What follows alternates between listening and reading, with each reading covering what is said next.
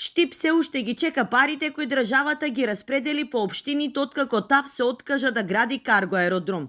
Средствата од околу 1.200.000 евра што треба да ги добие Штип се наменети за изградба на водоводна линија 2, која ќе го реши водоснабдувањето во неколку населби во градот, но и на индустриските зони. Најголем дел од општините веќе ги имат добиено средствата, веќе се завршени практично проектите. Општина Штип се уште бара информација докаде е проектот линија 2.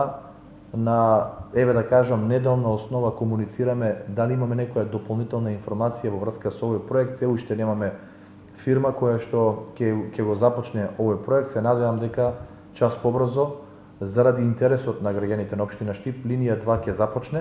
За избор на фирма изведувач не е предвидено распишување на тендерска постапка, туку изведувачот директно склучува договор со ТАВ. Единствено објаснување што штипската локална самоуправа го добива е дека се уште се преговара со потенцијална фирма.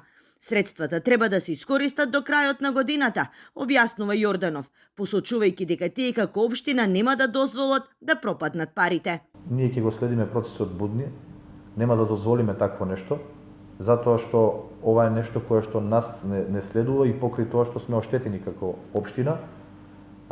Не верувам дека граѓаните на општина Штип ќе го дозволат сето ова, затоа и го комуницирам гласно за да направиме притисок за средствата кои што се предвидени за Штип да бидат реализирани затоа што се во интерес на граѓаните. Водоснабдувањето во Штип е сериозен проблем. Поради старата и дотраена мрежа често се случуваат дефекти, а половина град речиси останува без вода. За да се реши проблемот, локалната самоуправа спас гледа во парите од самопридонесот, како и во средствата што им ги вети ТАВ и владата.